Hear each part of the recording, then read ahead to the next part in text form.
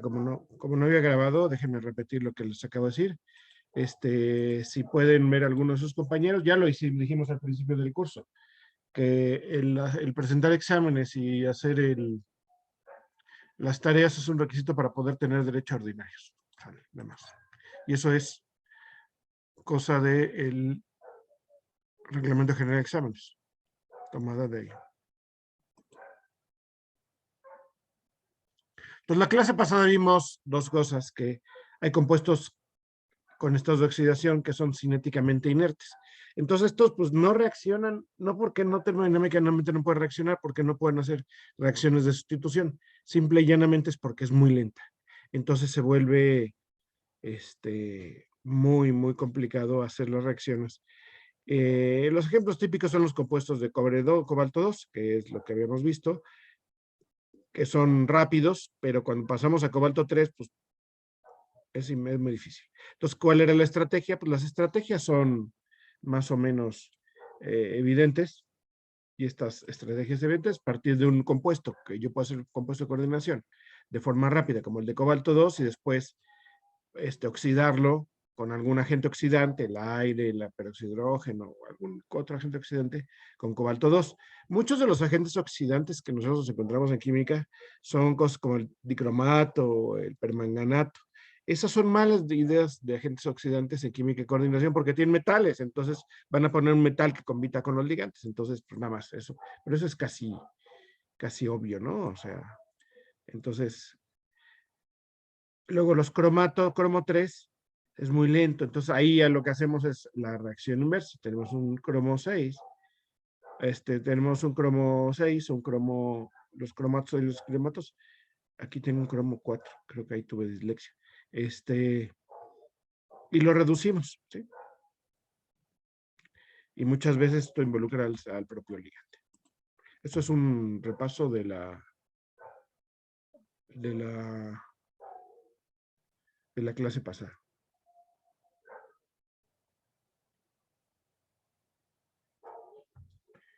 Y pues estos eran los ejemplos, ¿no? Que esta reacción la hacían en los primeros días de laboratorio de química y coordinación, o sea que debieron hacerla, que ponían cloro de cobalto, le ponían una fuente de amoníaco y le ponían la misma fuente de amoníaco y le ponían peróxido de hidrógeno. Entonces el peróxido de hidrógeno se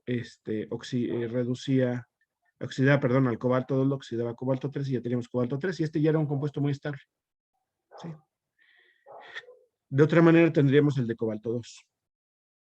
Una disolución acuosa de ácido oxálico y oxalato de potasio reduce el dicromato.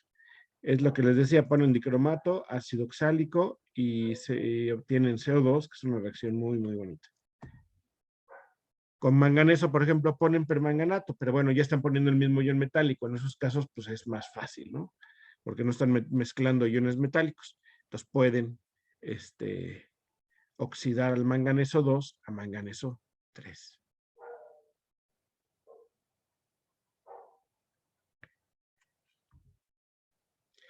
Hay otras reacciones que también son bastante comunes. Cuando nosotros queremos reducir el número de ligantes coordinados, ¿qué es lo que hacemos?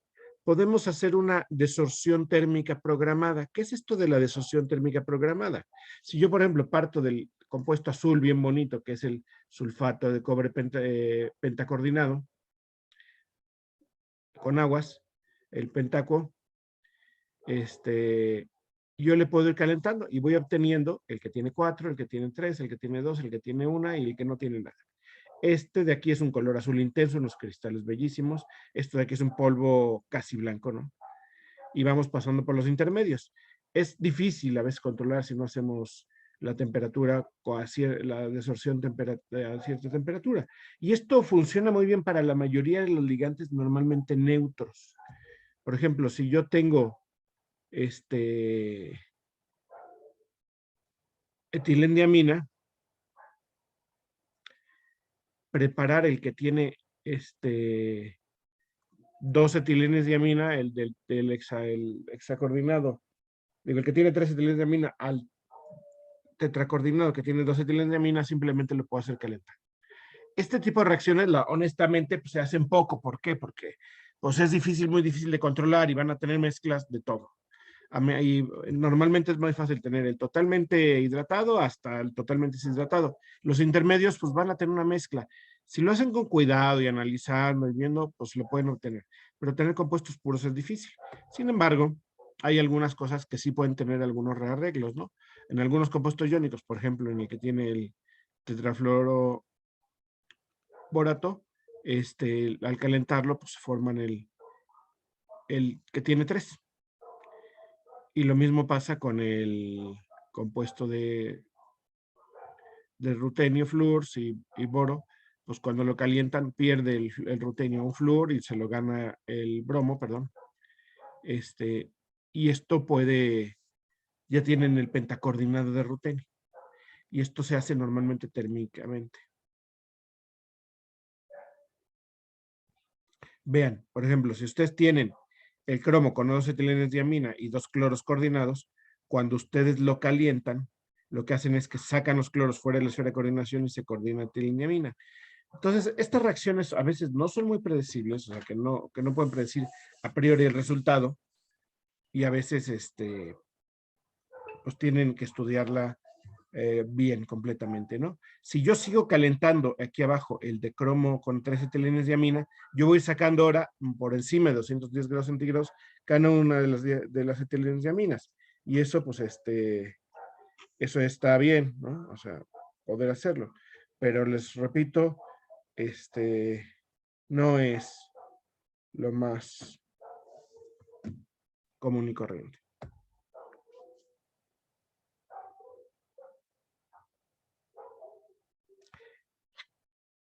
Cuando tenemos los iones metálicos 3, ya dijimos que son inertes, pero a veces cuando nosotros hacemos algunos intentos de reacción con ligantes oxigenados, sobre todo con oxoaniones, ¿sí? O sea, por ejemplo, el carbonato,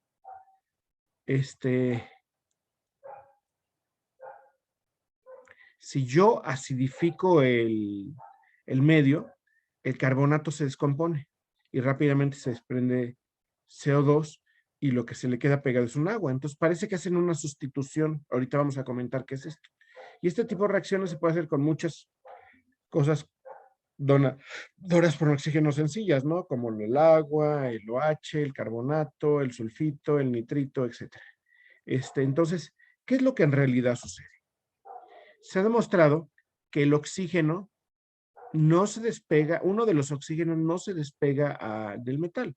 Es decir, en realidad yo lo que tengo es que si tengo el metal con un carbonato, tengo primero pegado un oxígeno y luego el carbono y luego otro oxígeno y luego el otro oxígeno, ¿sí?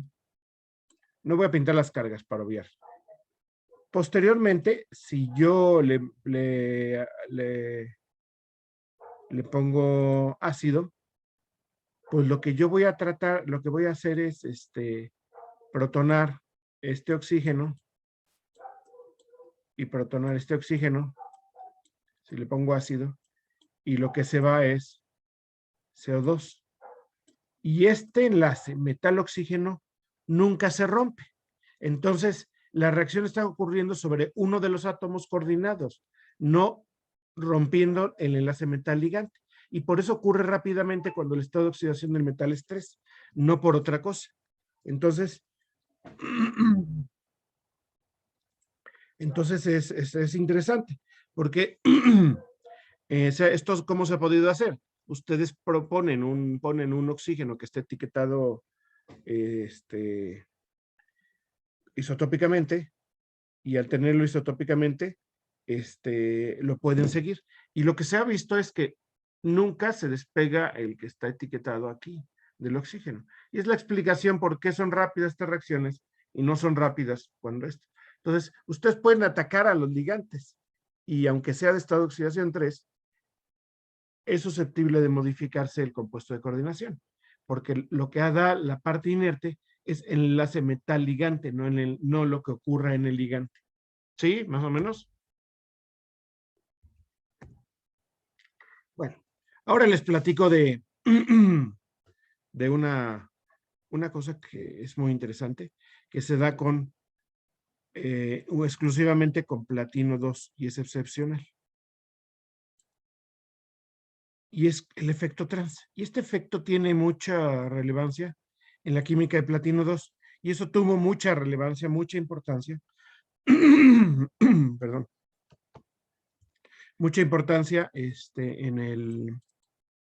por la decisión histórica. ¿Sí? ¿Vamos bien? ¿Qué parte de la historia es la importante aquí? Es la medicina. ¿Alguien sabe qué es el cáncer? Cuando hablo de cáncer, ¿de qué estoy hablando? El crecimiento desproporcional o acelerado de las células. Exacto. Un crecimiento desproporcionado, normalmente muy rápido, de células, ¿sí? Entonces, en un grupo de células, ustedes pueden tener una célula mala. Y esta célula mala se puede reproducir muy rápidamente para dar muchas células malas. Si solo crecieran desproporcionadamente, pues tendrían una acumulación de células y ya. Pero el problema del cáncer es que las funciones de las células no están bien, están defectuosas, ¿no? Entonces, una célula cancerosa da hijos cancerosos. Y es un problema. Y una célula cancerosa se parece fisiológicamente mucho a una célula normal. Entonces, matar a una célula cancerosa es muy complicado, porque también matamos a las normales. Las normales serían las negras y las cancerosas serían las rojas. Si este se reproduce más, va a tener una acumulación. Y si este tejido es anómalo, que no está funcionando bien, pues lo que tienen es un problema generalizado en el cuerpo, que empiezan a desarrollar cosas que no son apropiadas para el funcionamiento metabólico y fisiológico, y por lo tanto, pues eso puede llevarles a muerte. Entonces, lo deseable es matar a las células cancerosas. Y uno de los primeros, uno de los primeros casos exitosos para hacer quimioterapia, es decir, para hacer terapia con compuestos químicos que funcionen para matar a las células cancerosas, es de un compuesto inorgánico de platino, es el cisplatino. Lo que tenemos ahí es un compuesto que tiene esta forma, ¿sí? Se llama cisplatino porque es cloro, cloro, platino, NH3,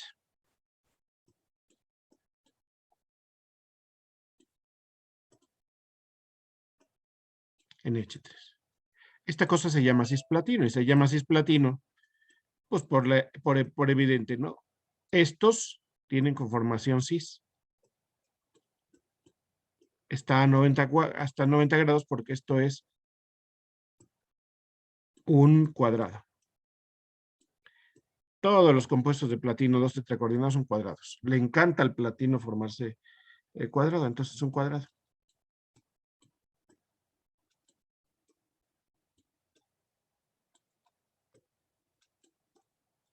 ¿Sale? Y esto fue descubierto por un tipo apellidado Rosenberg ya hace muchos años. Y lo que encontró fue que él estaba estudiando células y cómo la diferencia potencial, es decir, un voltaje afectaba a las células. Entonces, lo que tenía era un recipiente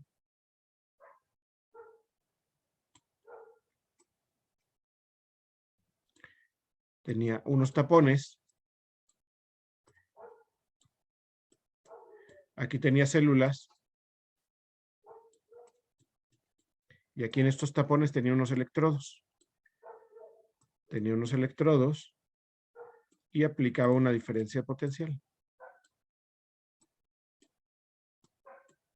O sea, se les aplicaba corriente, ¿no? Y las células se movían para un lado, se movían para otro, se modificaban. Y de pronto empezó a estudiar mucho. Los electrodos que puso este Rosenberg, que no era nada tonto, fue electrodos de platino. ¿Y por qué platino? Porque se ponía electrodos de hierro, electrodos de níquel, todo eso, pues eso sufría reacciones redox y y empezaba a contaminarse con el ion metálico en disolución, ¿no? Y entonces ya no sabía qué le afectaba a las células, el ion metálico en disolución o las células. Entonces dijo, voy a tomar un electrodo que sea muy poco corroíble, entonces lo empezó a mover. Sin embargo, Rosenberg era médico, no era químico, entonces se dio cuenta, no sabía que si nos pasamos de cierto potencial, incluso al platino lo podemos oxidar. Y eso fue lo que hizo, empezó a darle electricidad con electrocutar con gusto a las células, y al electrocutarlas así con mucho gusto y felicidad, lo que fue ocurriendo es que las células, que los electrodos empezaron a correlacionar. Y pues como ahí tenía buffers y disoluciones salinas y demás, lo que se empezó a formar fue este compuesto en disolución. ¿Sí? Este compuesto. Y las células se empezaron a quedar quietas y ya no se movían, y después de un tiempo de no moverse, de no parecer vivas, de no, bueno, parecer como estáticas, se morían. Entonces, lo que los médicos llaman se hundía apoptosis. Y esa apoptosis era muy fácil. Entonces dijo, ¿por qué? Con la electricidad. Y pues vio que no era la electricidad lo que inducía apoptosis en la célula, lo que se moría las células. Y empezó a analizar, y Rosenberg tiene el gran mérito de tratar de encontrar la razón por la cual fue. Y encontró la razón. Encontró que en disolución había platino. Y ya pues, con ayuda de químicos empezaron a investigar y resultó que este era el compuesto que tenía en disolución, el cisplatino. Tenía también transplatino y tenía compuestos de platino en general. Y lo que se encontró después de tiempo de estudio, lo que encontraron fue el que cisplatino era el que era activo. Era el único que hacía que las células se pararan. Y fue el primer antineoplásico de origen inorgánico que se preparó y es el más exitoso. De hecho, este antineoplásico, este agente quimioterapéutico, se ocupa para varios tipos de cáncer de manera cotidiana. Es muy común encontrarlo para prepararlo. ¿Y qué es lo que pasaba? Lo que pasaba es que, y lo que encontraron es que después de mucho, si tenían un DNA, esto es una fibra de DNA, ¿sí? Es como una doble hélice, ¿sí? Hagan de cuenta que esto es una doble hélice. Y lo que encontraron es que, pues en esas dobles hélices, pues tenía bases nitrogenadas. Bases nitrogenadas. Y venía el cisplatino,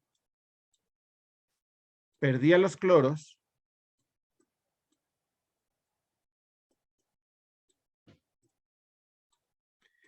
y las dos posiciones de coordinación de los cloros eran sustituidas por porque el platino se pegaba al DNA. ¿Sí? Y se podía pegar de muchas maneras. Muchos años después, se han hecho muchos estudios de cisplatino con DNA, y lo que han encontrado es que esta es la forma más eficiente. Cuando se coordina a una base púrica o pirimídica de una de las hebras del DNA y otra de las hebras, pues lo que impide es que cuando viene una proteína, que es la proteína de replicación, viene una proteína aquí que es para replicar, viene una proteína que se acopla para duplicar el DNA. Entonces, pues está el cisplatino aquí enganchando a las dos hebras. Entonces, no permite que se abra. Entonces, la célula no se puede reproducir. Y después le pasa lo siguiente a la célula. Apoptosis, o sea, se muere. Entonces, evita la duplicación del DNA porque se coordina con estos dos. Entonces, esto ocurría solamente cuando era el cisplatino. Cuando era el transplatino, se podía pegar a una de las ramas de DNA, no a las dos juntas, y por lo tanto, no se podía seguir reproduciendo. Entonces, el cisplatino era mucho más efectivo que cualquier otro de los compuestos de platino que empezaron a investigar en ser bacteriostático. De hecho, el cisplatino es termodinámicamente más inestable que el transplatino. Si yo pongo cisplatino en disolución, en unas horas se convierte en transplatino. ¿Sale? y al convertirse en transplatino ya no es efectivo. Entonces, cuando los médicos, cuando dan quimioterapia con cisplatino, lo tienen que preparar del sólido a la disolución y de la disolución inyectarlo rápidamente para que empiece a atacar a las células del cuerpo. ¿Vamos bien? ¿Dudas? No, profe. Todo Entonces, bien. entonces esto tiene un problema. ¿Por qué se da como agente quimioterapéutico? Fíjense, el cisplatino se pega a dos bases púricas o pirimídicas del DNA y las células buenas, que son las negras aquí ilustradas, y las células cancerosas, ambas tienen las mismas características, ambos tienen bases púricas y pirimídicas en el DNA. ¿Por qué mata? ¿Por qué lo utilizamos como agente quimioterapéutico? ¿Alguien tiene una idea?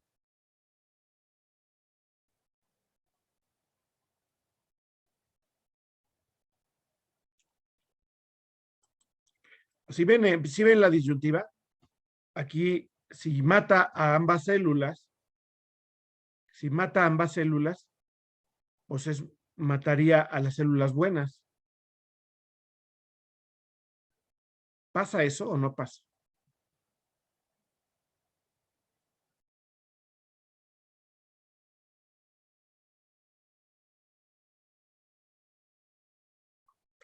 Pues sí, sí pasa, sí mata a las células buenas. Pero como bien nos dijeron, las células malas, las células cancerosas crecen muy rápido. Y para poder crecer, ¿qué necesitamos? A ver, jóvenes que hacen ejercicio, jóvenes que tienen hijos, o recuerden su infancia, ¿qué les decían sus padres? Para poder crecer, ¿qué necesitamos? Pues alimento. Entonces las células cancerosas, que son las rojas aquí ilustradas, necesitan mucho más alimento para crecer que las células normales. Entonces, si yo pongo cisplatino en el medio, en la torrente sanguíneo, que es de donde van a tomar los alimentos, las células o sus nutrimentos, pues van a tomar nutrimentos y van a tomar cisplatino. ¿Quién va a tomar más rápidamente nutrimentos? Pues las células cancerosas. No quiere decir que las otras no lo tomen y no se mueran. Entonces, ¿qué es lo que se tiene que hacer? Es dosificar muy cuidadosamente al cisplatino. El cisplatino tiene una cosa muy curiosa. Bueno, todos los medicamentos tienen una cosa muy curiosa. Los medicamentos tienen en una escala de concentración la dosis, tienen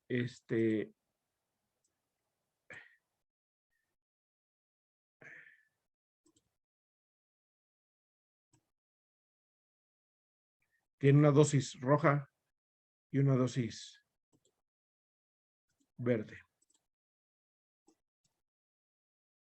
Todos los medicamentos tienen esto que se llama ventana terapéutica. Ventana terapéutica. ¿Qué significa? Que necesito una dosis mínima, una concentración mínima, para que sea efectiva, la dosis mínima efectiva. Y por arriba de cierta dosis, se vuelve muy tóxico el medicamento. Y lo que normalmente se habla de toxicidad es en la DL50. ¿Qué quiere decir DL50? La dosis letal 50. ¿Sí? ¿Qué quiere decir dosis letal 50? Es la dosis con la que sin los 50 individuos se murieron. Ese número lo sacan con animales de laboratorio o incluso desde células, ¿no? Seres vivos mueren. Y una célula pues, está viva. Entonces, y esta ventana terapéutica es muy grande en la mayoría de los medicamentos. En el caso del cisplatino, la ventana terapéutica es muy estrechita. Si aplican poco, no cura. Si aplican de más, matan al paciente. Tienen que tener mucho cuidado aplicando. Eso quiere decir que tiene muchos efectos secundarios. Entonces, ¿cuáles son los efectos secundarios del cisplatino en el organismo? Pues que si lo atrapan las células cancerosas se van a morir. Pero todas las células que empiecen a atrapar, que tengan un metabolismo rápido, es decir, que consuman muy rápidamente los nutrientes, también van a atrapar buena cantidad de cisplatino y también se van a morir. ¿Cuáles son las células que pasa eso en el organismo? Por ejemplo, las células del sistema nervioso no son de las que atrapan tanto, a menos que tengamos una actividad intelectual, el cerebro no capta tanta energía.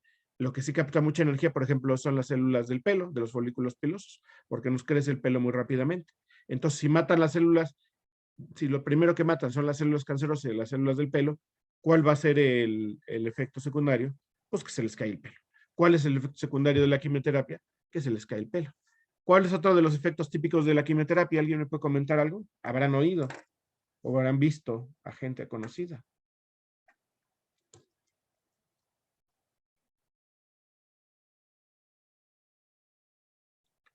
¿Qué le pasa a alguien que toma quimioterapia? ¿Se siente mal? ¿Y por qué se siente mal muchas veces? ¿Le ¿Baja dan las náuseas? defensas? Les dan náuseas, les dan muchas náuseas. Entonces, todas las células epiteliales del sistema digestivo se reproducen muy rápidamente. Entonces, todos los epitelios del sistema digestivo se dañan con el cisplatino. Entonces, al dañarse, pues es pues malo, ¿no? Es bastante malo y por eso nos provocan náuseas, por eso nos provocan problemas. Entonces, el cisplatino, al tener esa dosis letal y dosis mínima efectiva tan cerca, esa ventana terapéutica tan pequeña, es muy problemático. Por eso, y eso pasa con todos los centinoplásicos, no solo con cisplatino, los de origen orgánico y todos, ¿no? Entonces, es muy problemático, es muy difícil y tiene muchos efectos secundarios. Entonces, lo que se hace es investigación para encontrar nuevos agentes quimioterapéuticos y hay muchos esfuerzos, inclusive en la facultad, donde tenemos compuestos de coordinación, donde la ventana terapéutica ya es mucho más grande. Entonces, disminuyen toxicidad y aumentan eficacia. ¿Sale? Pero pues para que salga un medicamento al mercado tiene que pasar un montón de años, ¿no? Bueno, vamos bien. Entonces, esto tiene un interés en reactividad en compuestos de coordinación. Y se ha encontrado que los compuestos de coordinación de platino cuadrados tienen una reactividad excepcional. ¿Cómo preparan el cisplatino? Entonces, lo que se ha observado es que la estereoquímica de los compuestos de platino puede alterarse cambiando el orden de los reactivos añadidos. Un ejemplo de esto es la síntesis del cisplatino. Por eso estuve hablando de cisplatino todo este tiempo. ¿Sí? Si nosotros partimos del que tiene puros amoníacos, es decir, pongo platino 2 en disolución y le pongo amoníacos, lo que se va a formar es que se van a empezar a sustituir cada uno de los amoníacos. Digo, ya tengo, y lo voy a tener con el tetramín. Y ahora le voy a empezar a poner cloros. Entonces, si le pongo suficiente cantidad de cloros, voy a empezar a sustituir. Y se ha visto, ¿qué es lo que se ha visto? Que cuando ya tengo amoníacos, el amoníaco sustituye primero un cloro.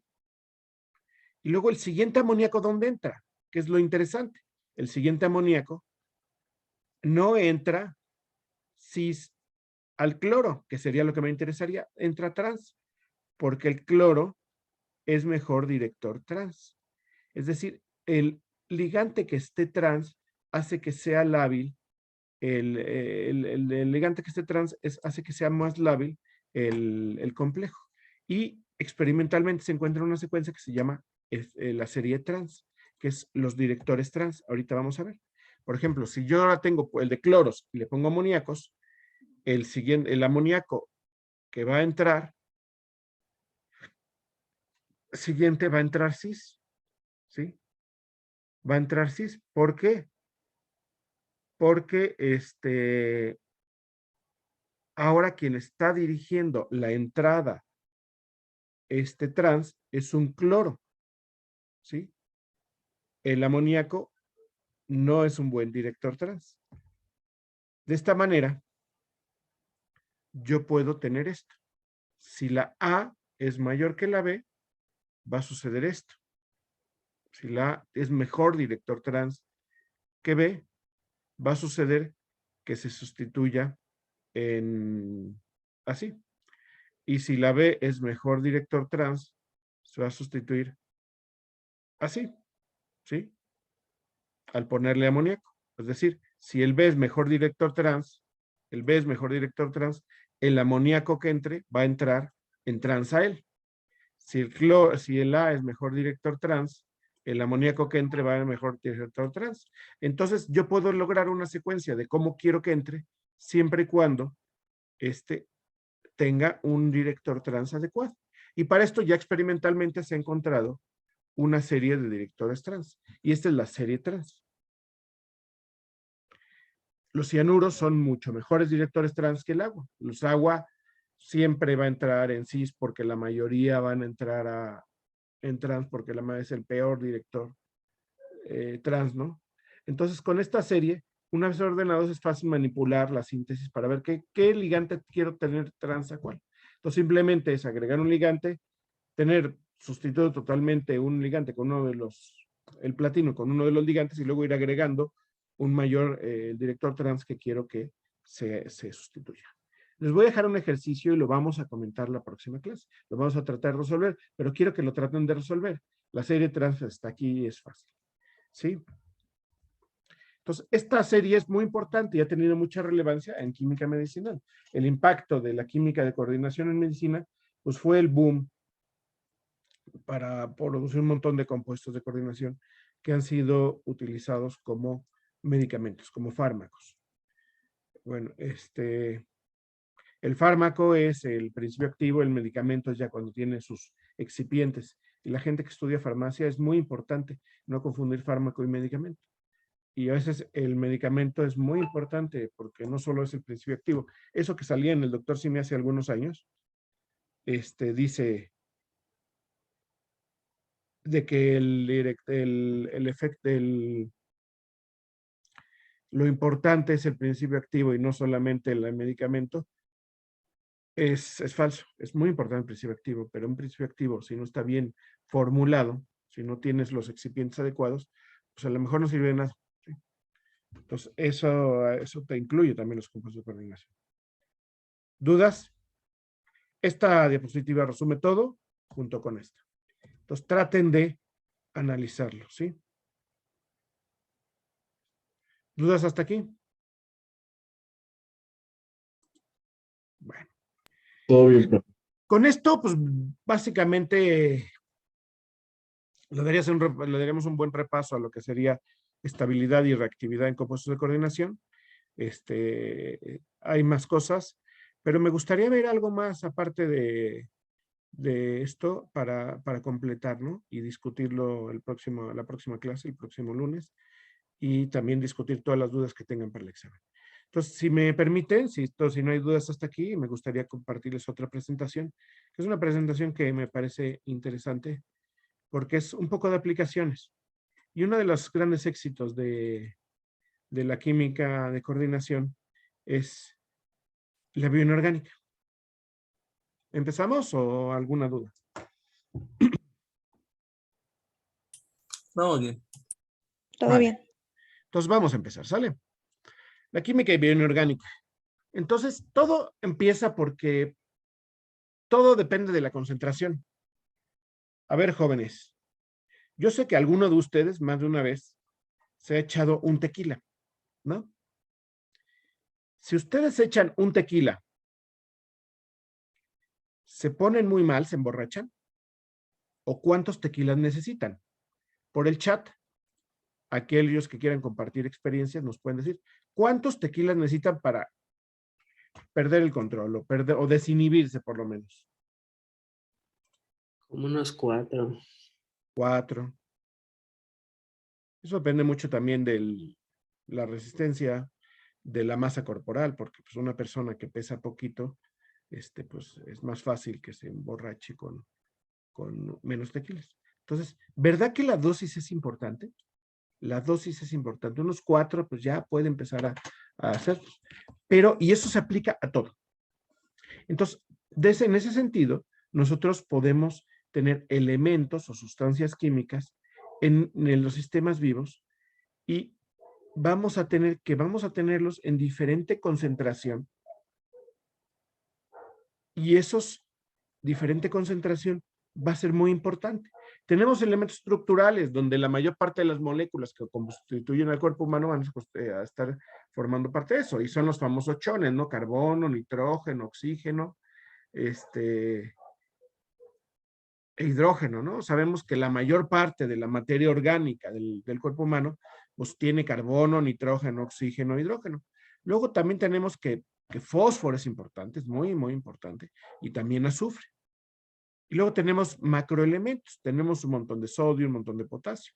Todas las bombas de transporte de sodio, de potasio, la transporte a través de membranas, depende de estos iones, ¿no? Del sodio, del potasio.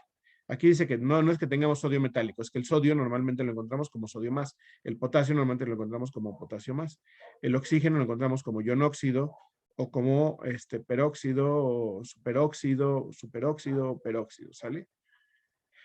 El magnesio como magnesio 2. Y luego hay algunos que tienen menos concentración, que se llaman macroelementos. El calcio, algunos fosfatos, algunos sulfatos. Luego hay elementos traza. Todo el mundo sabe que el oxígeno, pues ¿por qué Popeye podía hacer sus proezas? Porque comía espinacas. ¿Y qué tenían las espinacas? Tenían hierro, ¿no? Y para poder hacer el hierro, pues para poder tener hierro necesitaba espinacas. Por eso Popeye era tan... Luego hay elementos ultra traza. Si yo tomo una cantidad de flúor determinada, me muero. Pero si no tengo flúor, no tengo nada de flúor en el organismo, también me muero. Ahorita vamos a ver eso qué significa. Yodo, cuando van al súper y ven sal, compran sal para la comida, dice sal yodada, y es que la adicionan yodo, en particular yoduro, al sal para que el cuerpo funcione. Si no, la tiroides y algunas otras estructuras del organismo no funcionan adecuadamente. Hasta el arsénico es como ultratraza. Y hay metales que en ciertas concentraciones bajas son muy, muy, muy importantes. Si no, no funcionaría los organismos. ¿Por qué? ¿Dónde están estos elementos? ¿Por qué los metales son tan importantes, pero en mucho menor cantidad que los estructurales? Y ahí les va. El porciento de oxígeno es 53, el porciento de carbono 16, porciento de hidrógeno 13, 2.4. Pero cuando ya estamos hablando de cobre, es 10,000 veces menos, ¿sí? Selenio y níquel, 100,000 veces. Y plomo y cobalto, 1,000,000 de veces. En cambio, el hierro es 500 veces menos en porcentaje que el resto de los elementos, 0.005, ¿sí? Entonces, el hierro y el flúor sí lo necesitamos, el hierro y el zinc también. El cobre menos, pero también lo necesitamos. Entonces, hay elementos que necesitamos en estas cantidades y que son muy importantes. Es decir, poquitas moléculas que tengan hierro, poquitas moléculas que tengan zinc en nuestro organismo, pueden ser fundamentales, ¿no? Y todo depende de esto. Todo depende de esto. Esta es la gráfica, yo le puedo poner aquí. Es la respuesta del organismo a la cantidad, la dosis.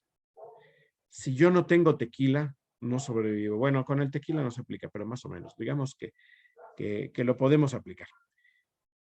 Si yo no tengo nada de ese elemento, nada, no puedo sobrevivir. En cierta cantidad mi organismo va a empezar a funcionar normal. Y luego hay un intervalo de concentración de lo que tengo que va a funcionar bien. Si yo me paso de eso, empiezo a ser tóxico, empiezo a dañarme. Y si yo me paso más, me voy a morir. Y las cantidades son bien diferentes. Por ejemplo, en microgramos, la cantidad de microgramos que puedo tener en un organismo promedio, si yo no tengo nada de selenio, que es el que estoy comparando aquí, me muero, no puedo vivir. Si yo tengo 50 a 200 microgramos de selenio en mi organismo, va a ser óptimo. Pero si yo tengo 1000 microgramos de selenio, me muero, pero gacho. Con el flúor pasa con concentraciones más altas, ya en miligramos. Si yo tengo de 2 a 10 miligramos de flúor, bien. Pero si ustedes quieren matar a alguien, agarran una pasta, denle de comer pasta con fluoruro y lo van a matar. Si le ponen 100 miligramos, es decir, 0.1 gramos de fluoruro, lo van a matar. Y esto pasa con todo, inclusive con el agua. Hay gente que hace muchas cosas estúpidas. Y las internet y YouTube véanlo, está lleno de gente que hace cosas muy estúpidas. Y esas cosas estúpidas son los famosísimos retos. Te reto a que no puedes tomarte 1 litro de vodka súper fuerte sin respirar, o sea, de un trago. Y cuando la gente se toma 1 litro de vodka sin respirar de un trago, ¡pac!, se muere, ¿no? Inclusive con el agua. ha habido retos de que no puedes tomar 20 litros de agua sin respirar y seguiditos, ¿no? En poco tiempo. Entonces, cuando toman más allá de 11, 12 litros de agua, están en riesgo de morir porque empiezan a tener la concentración óptima, empiezan a tener un desbalance totalmente en su cuerpo que ya tiene concentraciones letales. Entonces, esta gráfica aplica prácticamente todo en el organismo, pero las concentraciones de algunos elementos son muy bajas, entre ellos los de los metales. Por ejemplo, en los metales, el sodio y el potasio dicen que nosotros si comemos mucha sal con cloruro de sodio, pues nos va a dar un infarto. Pero si no tenemos nada de sal, no tenemos nada de sodio, pues no vamos a poder hacer el transporte a través de membranas.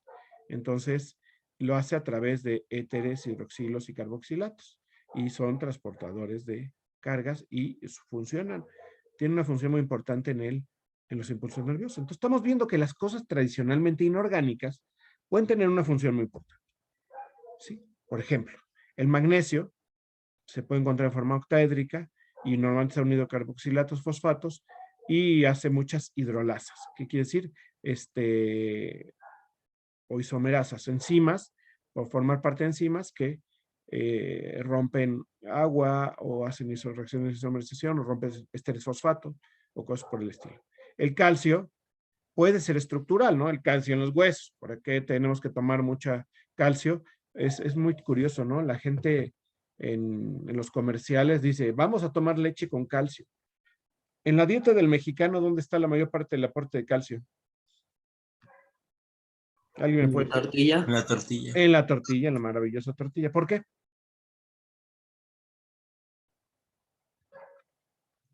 En el norte no pasa eso. En el norte de la República, los norteños, no sé si haya un norteño entre la audiencia,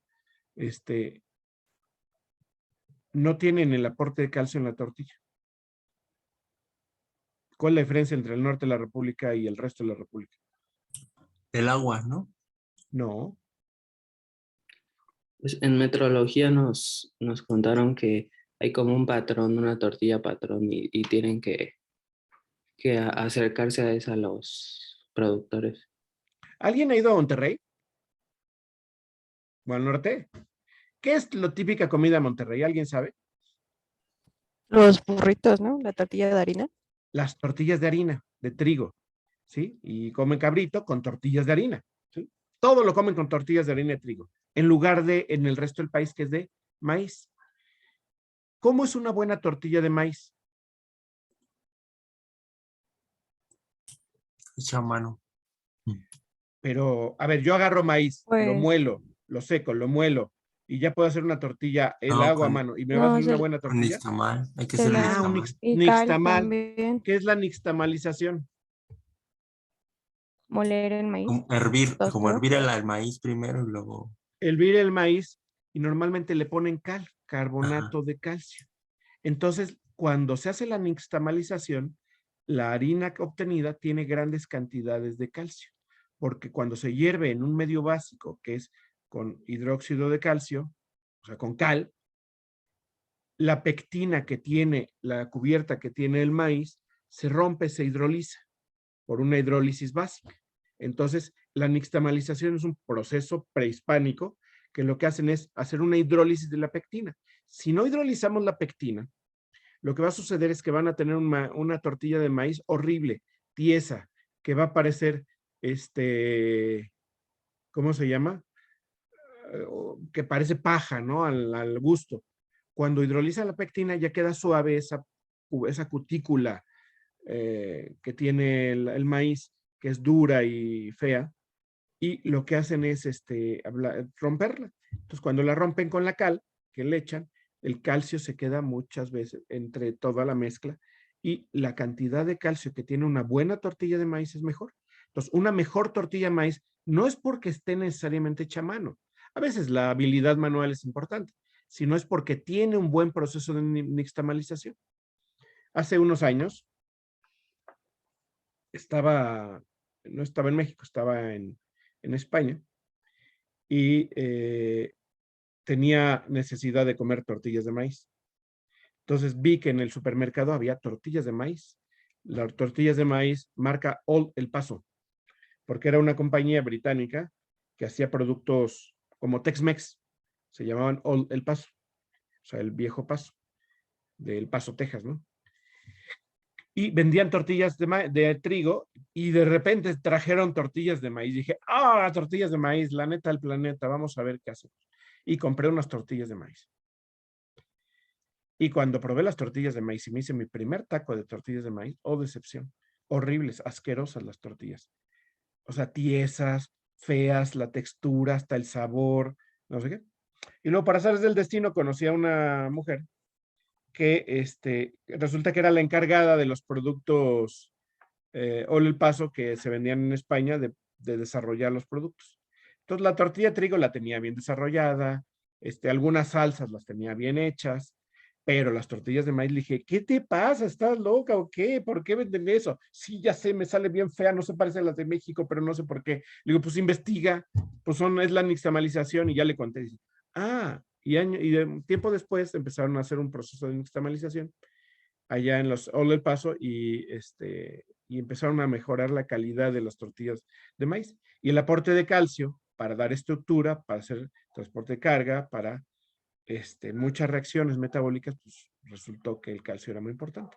El zinc tiene una estructura muy importante, se llaman D2 de zinc, unas proteínas que son muy importantes para la replicación del DNA, las anhidrasas desogenadas. Vamos a ver.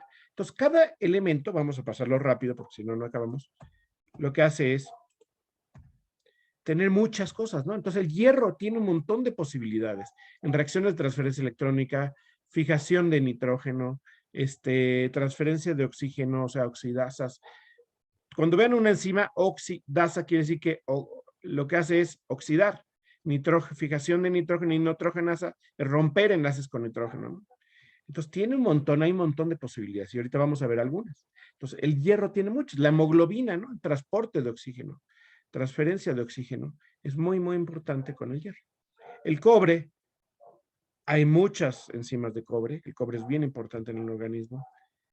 El hierro, cobalto, ¿no? Cianocobalamina, ya la vimos muy al principio. La cianocobalamina, la vitamina B12, tiene un cobalto y un cianuro coordinados. El níquel y el molibdeno son importantes, ¿no? Por ejemplo, el molibdeno 6, hay una enzima que se llama sulfito oxidasa, que tiene molibdeno 6. Y hay una enfermedad que es una deficiencia genética de sulfito oxidasa. Y lo que hace esa enzima es transformar el sulfito en sulfato. El sulfito es muy tóxico, entonces en el cerebro daña las neuronas y las mata. Entonces, para que no las mate, hay esta enzima que las transforma el sulfito en sulfato. Entonces, ya el sulfato no hace daño a las neuronas, entonces podemos funcionar bien. Y hay una deficiencia genética que hay niños que nacen sin sulfito oxidasa. Entonces, no pueden transformar el sulfito a sulfato, entonces en su cerebro se empieza a acumular mucho el sulfito y empieza a dañar el cerebro. Y la esperanza de vida de los niños que tienen este mal genético no es más allá de 15 días. Se mueren invariablemente. Es una tragedia, pero pues es lo que sucede, y es porque no tenemos una enzima de molibdeno. De hecho, hay una anécdota muy buena. En Australia, hace muchas décadas, pues había muchos cultivos. Ven que Australia es un terreno con poca gente y muy grande, territorio muy grande, y había un territorio que tenía riego, tenía todo para poder hacer un buen clima, para poder hacer unos montón de terrenos cultivables, para poder generar un montón de trigo, cebada, cultivos en general. Y todos estos cultivos no crecían nada, no crecía nada, no crecía nada. Entonces vendían los terrenos, llegaba otro y decía, es que le falta fertilizantes. Entonces le echaban sulfato de amonio, ¿no? No, le falta el otro fertilizante. Entonces le ponían fosfato de amonio. Y nada, y no crecía, y no crecía. Hasta que llegó alguien que sabía un poco más de química y dijo, está bien, yo los compro. Agarró un poco de tierra, la empezó a analizar y se dio cuenta que en esa zona geográfica era anormalmente baja la cantidad de molibdeno. Entonces lo que hizo fue algo muy sencillo. Compró un par de kilos de molibdato de amonio, los disolvió en muchos miles de litros de agua y regó las tierras con molibdato de amonio. Y a la temporada siguiente tenía unos cultivos excepcionales, increíblemente buenos.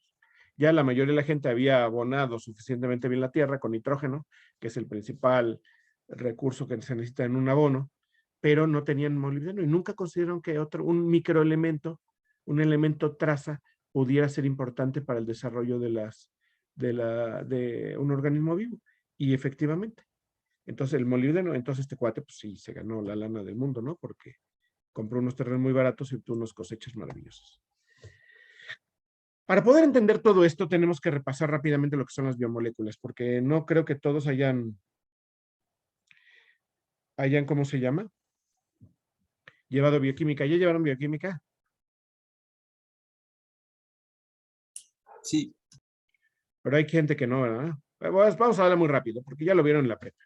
Pues sabemos que tenemos los aminoácidos. Los aminoácidos se caracterizan por tener en un carbono unido un grupo carboxilato y un grupo amino, o sea, un ácido carboxílico y un grupo NH2.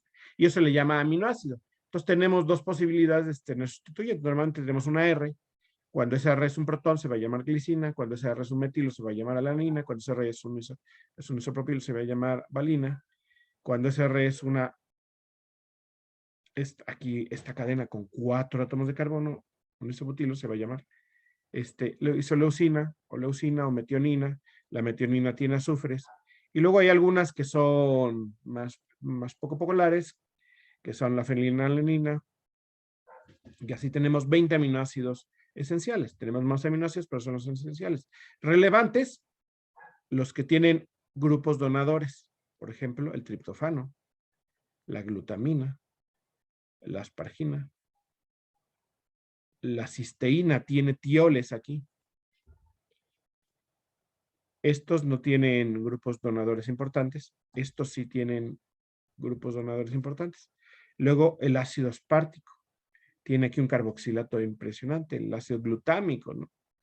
La tirosina tiene aquí un OH que puede ser coordinarse, ¿no? Aparte de los supuestos grupos. Luego tengo la histidina. Tiene aquí un imidazol, que este nitrógeno de imidazol, que está aquí, le encanta coordinarse. La arginina tiene aquí una especie de, dos aminas que da un buen efecto quelato, entonces le encanta algunos metales. La lisina tiene una amina nada, se pega peor, pero se pega. Y así. Entonces podemos tener que los metales se pueden unir a aminoácidos, ¿no? Si se une una histidina con el imidazol, vamos a tener aquí un enlace metálico muy bueno.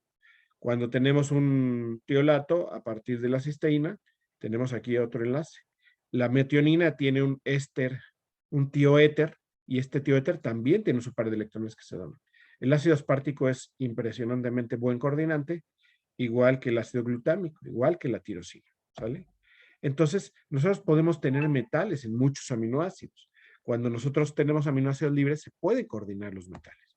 Y no solo eso, las proteínas son la unión de aminoácidos y normalmente se hace por un enlace éster, que es un enlace peptídico.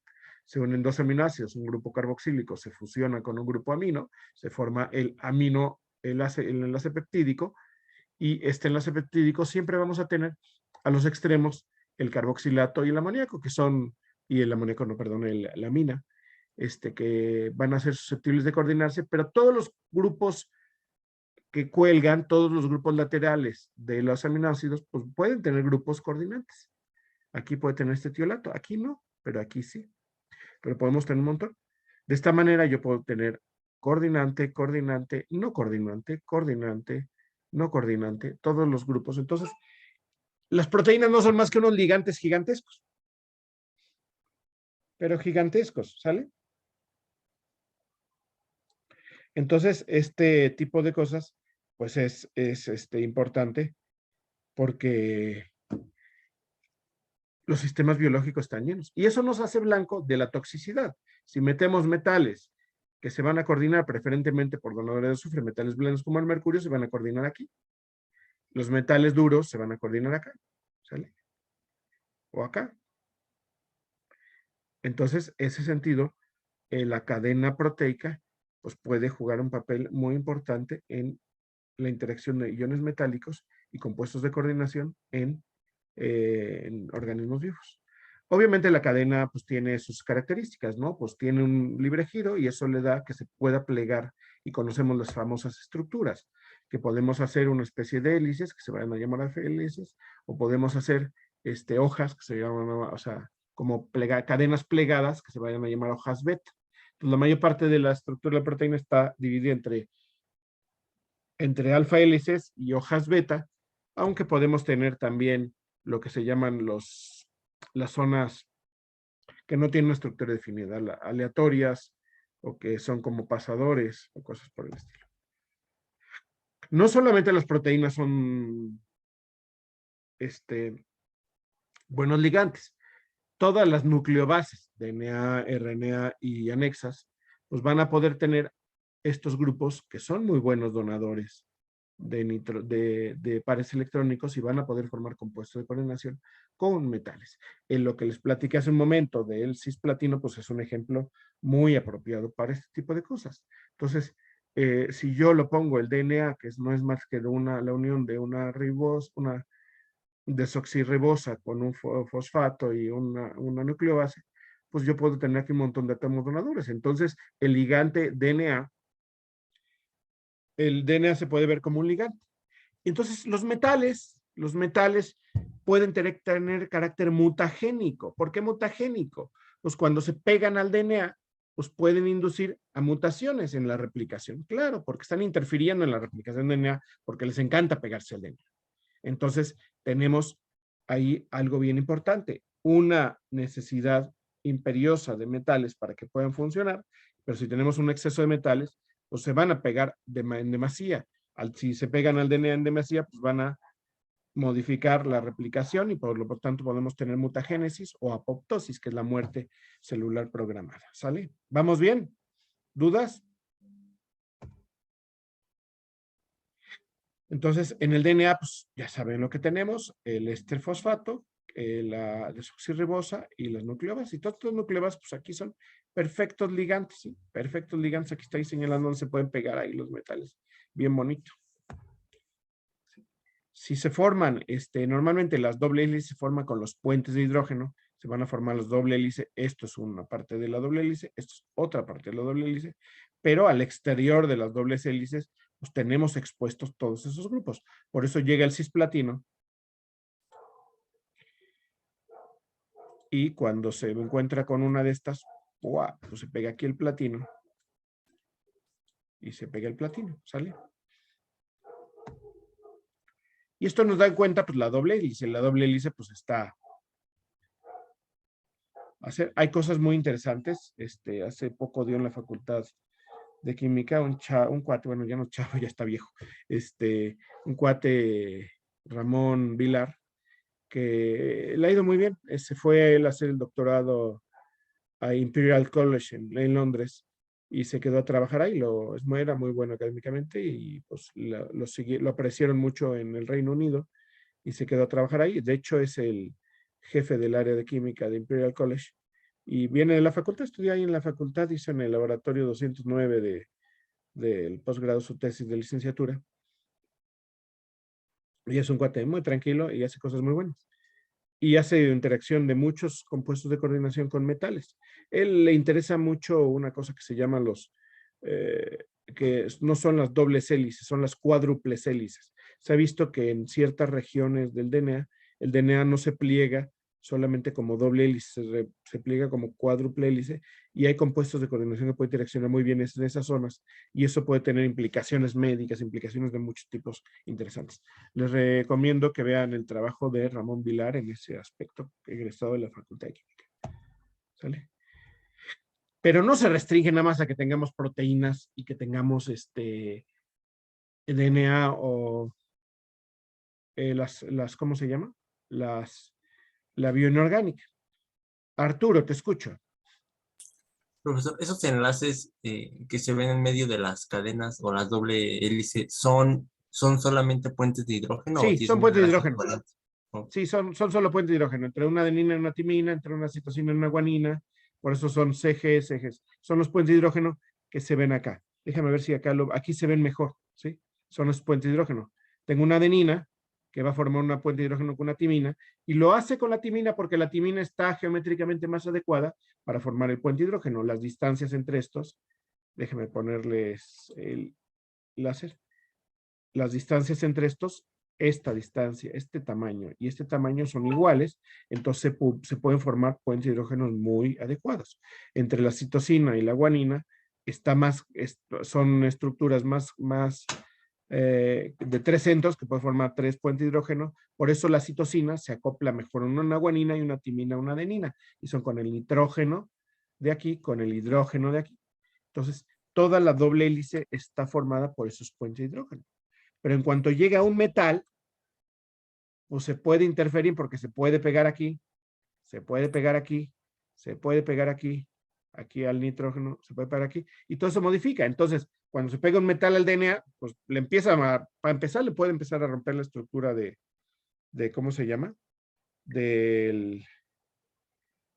La estructura propia de la doble hélice del DNA. Entonces, los metales en exceso por eso son tan dañinos,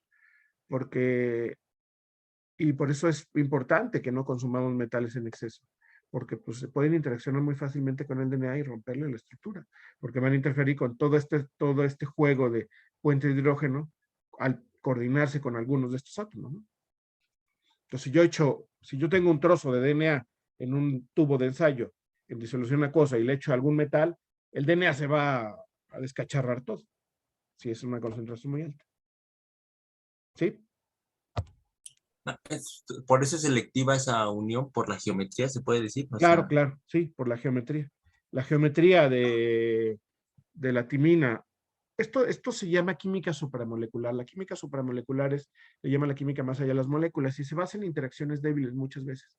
Y se basa es que haya una complementariedad geométrica. Para que este hidrógeno pueda formar un puente de hidrógeno aquí y al mismo tiempo este nitrógeno puede formar este puente de hidrógeno con este otro hidrógeno, pues tiene que haber unas distancias muy precisas. Aquí las distancias están y una geometría muy adecuada. Si están más lejos, pues no se van a formar porque queda mal geométricamente. Aquí quedan 3 y aquí quedan 2. Entonces, como todo el DNA está formado por este tipo de puente de hidrógeno, se acomoda muy bien, dando este tipo de estructuras de doble hélice. ¿Sí?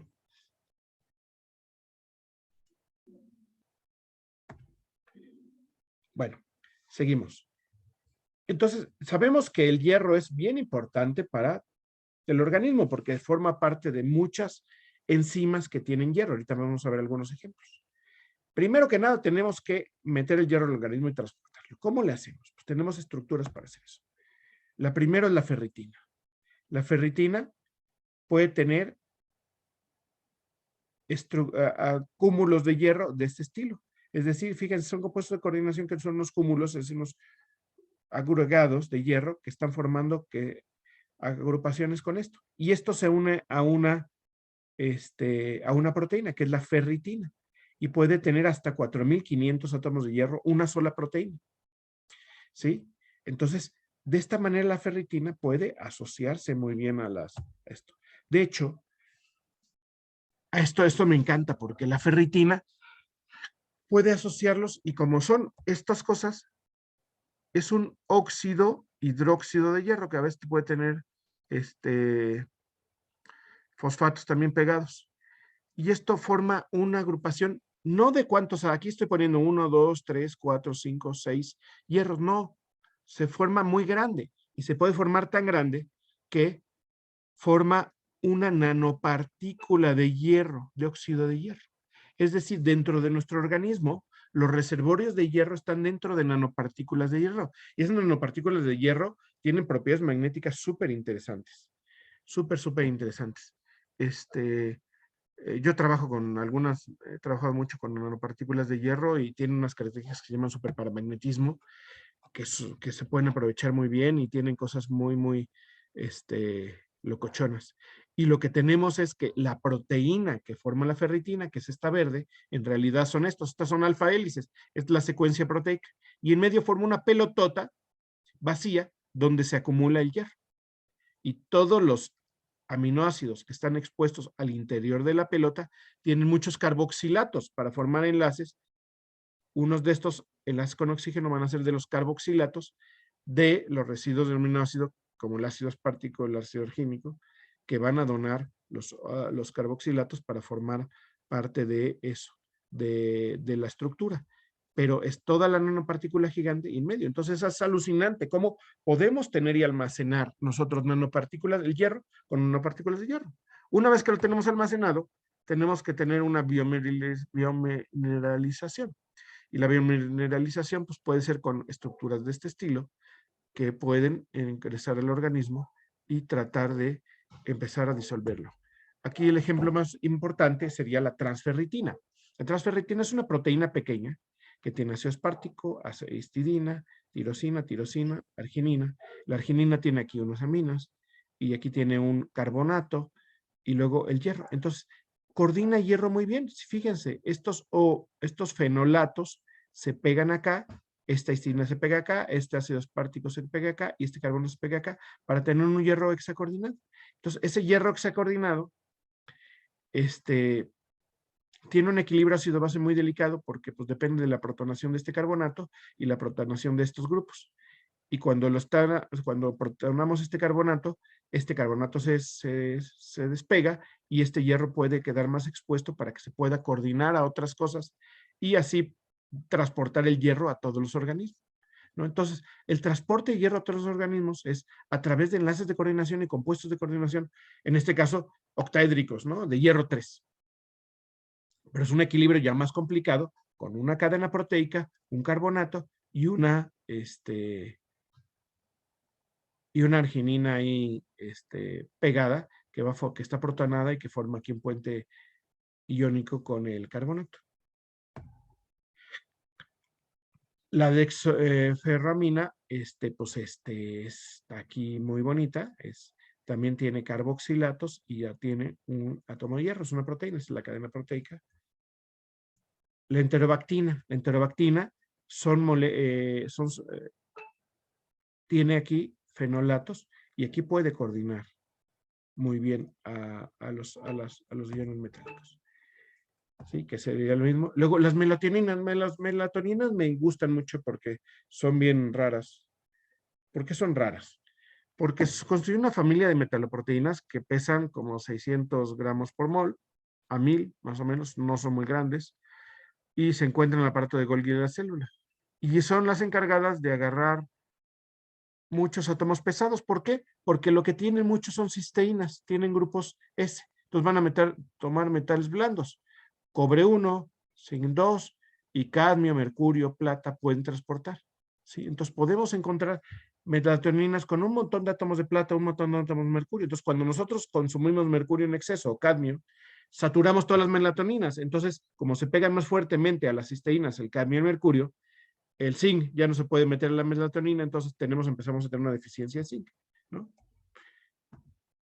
Por ejemplo, es una estructura 3D de una melatonina y esto son plata. Se le pone a la melatonina plata y acumula, aquí son 1, 2, 3, 4, 5, 6, 7 iones plata más coordinados a una sola melatonina. Entonces están viendo la química de coordinación en sistemas vivos. Luego, transportadores de oxígeno. Los transportadores de oxígeno hay muchos. Nosotros estamos muy acostumbrados a la hemoglobina, porque la hemoglobina tiene un grupo hemo, que es tiene un hierro, y aquí coordina el oxígeno. Este es el oxígeno. Abajo tiene una histidina que se coordina.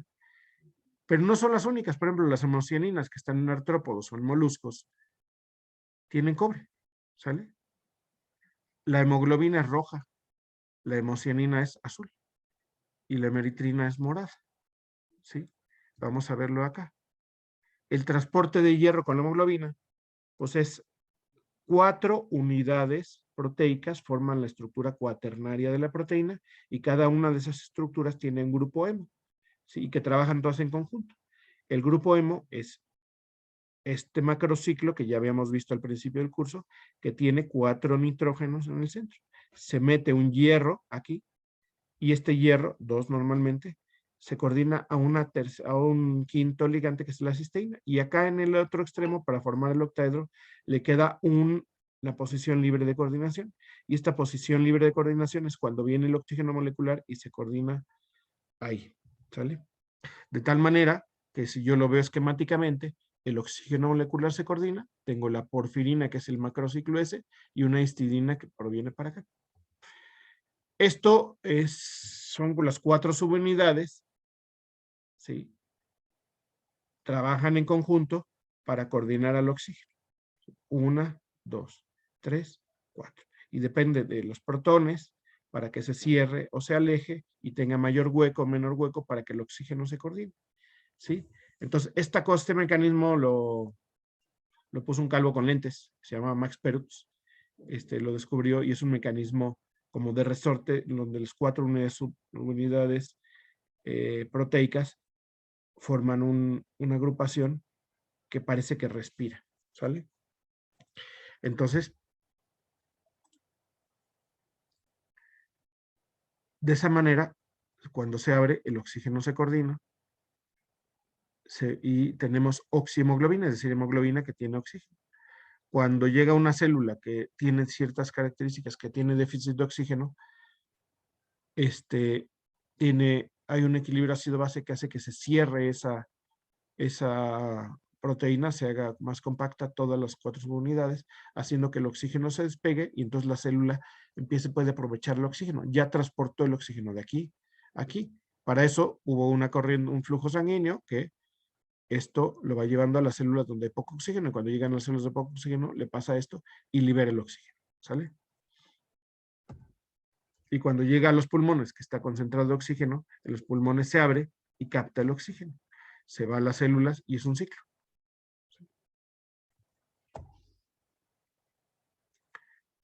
Esto ha hecho que artificialmente tratemos de hacer muchos modelos de hemoglobina para ver si podemos coordinar oxígeno y podemos hacer una especie de sangre artificial. Y hay muchos compuestos de coordinación que coordinan oxígeno satisfactoriamente, ¿no? Desde los que se parecen más a la hemoglobina que tienen porfirinas, como estos, hasta los salenes o derivados de salen, o estructuralmente análogos a salen, que pueden coordinar oxígenos con cobalto. Y hay muchos casos así. La mioglobina es otra de las estructuras, pero nosotros nos dicen que los reyes son los de sangre azul, pero ¿quién tiene realmente la sangre azul? Pues la sangre azul la tienen los moluscos, ¿no? Entonces los caracoles son realmente los reyes de la naturaleza porque tienen la sangre azul. ¿Y por qué tienen la sangre azul? Porque tienen cobre. Los gusanos tienen otra grupo hemo, pero ese hace verde y no sé si han visto cuando aplastan un gusano y de repente cuando aplastan al gusano le sale unas cosas viscosas verdes, pues se le están desangrando al pobre gusano porque su sangre tiene un grupo hemo, pero este grupo hemo, como tiene otras cosas coordinadas, cuando se coordina oxígeno, es verde. En el humano es roja, en los arañas, crustáceos, algunos moluscos, algunos pulpos y algunos calamares es azul y es violeta en algunos gusanos marinos, donde ya no tiene grupo hemo, tiene unos carboxilatos puente, que normalmente vienen de ácido aspartico, y con histidinas, residuos de histidina, y esto es morado. Entonces podemos tener sangre roja, azul, verde y morada, dependiendo del compuesto de coordinación que tengamos. ¿Sí? Entonces, la hemocianina no es una proteína que puede transportar oxígeno. Y puede transportar oxígeno de esta manera. Hay una subunidad de hierro que puede coordinarse, de hierro de cobre, que puede coordinar al oxígeno de esta manera. Aquí hay un par de electrones, aquí hay otro par de electrones, se coordinan a los oxígenos y son más o menos simétricas estas dos unidades que están dentro de la misma proteína, dando como resultado esto, que el oxígeno se coordine entre este cobre y este cobre 2 y son azules. Entonces la hemocianina es una proteína que puede transportar oxígeno y que es azul, porque el cobre es azul, ¿sale? Entonces la hemocianina no solamente transporta cobre, la hemocianina es parte importante del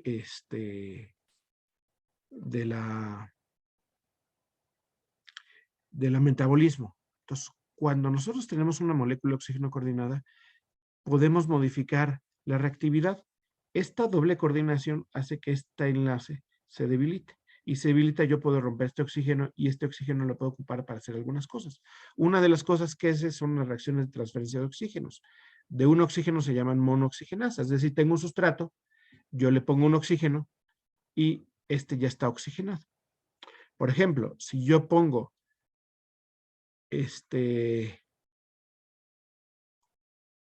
xantina y yo la hidroxilo, voy a obtener el ácido úrico. Y es la forma de desechar algunas sustancias del organismo. Al ponerles un OH más, se vuelven más solubles en agua y se pueden desechar por orina. O a veces es necesario para algunos otros metabolismos. Si nosotros metemos algún reductor artificial, pues el oxígeno podemos recuperar nuevamente esto. En el cuerpo, en los organismos vivos, la hemocianina pues es muy versátil, puede hacer todo este tipo de reacciones. Vamos a dejar, creo que ya estamos en tiempo de la clase. Vamos a dejarlo aquí, vamos a acabar la próxima clase, ya no nos falta mucho de esto. Lo que le estoy dando es un repaso muy rápido de las funciones de algunos metales en los organismos vivos. Y en este tipo de cosas para que vean la importancia. Para ver esto con mucho mayor detalle, hay una materia que se llama bioinorgánica que se los recomiendo mucho. ¿Sí? Si se pueden meter a bioinorgánica, pues van a ver todo esto con mucho mayor detalle. ¿Sale? ¿Dudas hasta aquí? Profesor, ¿hasta dónde va a venir el examen? Pues hasta aquí más o menos. Ok. Sale pues. Entonces, si ya no hay más dudas o comentarios, nos vemos el próximo, hoy que es, hoy es miércoles, ¿verdad? Nos vemos el próximo lunes y acabamos esto, resolvemos dudas y luego el examen.